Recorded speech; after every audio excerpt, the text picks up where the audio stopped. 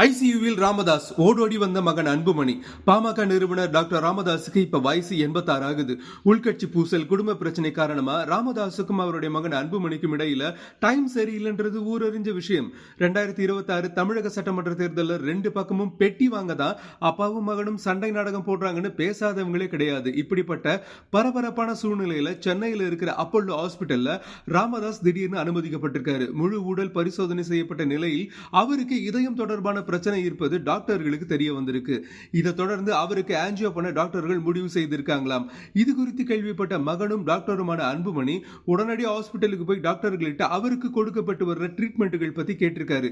என்னதான் சண்டை இருந்தாலும் அப்பாவுக்கு ஒண்ணுன்னு தெரிஞ்சது மகன் அன்புமணி துடிச்சு போய் ஹாஸ்பிட்டல்ல போயிருக்காரு. இதுக்கு பிறகாவது ராமதாஸ் மகன் அன்புமணியும் ஒன்னா சேரணும்னு கோரிக்கை வைக்கிறாங்க குடும்பத்தினர் மற்றும் பாமக மூத்த நிர்வாகிகள்.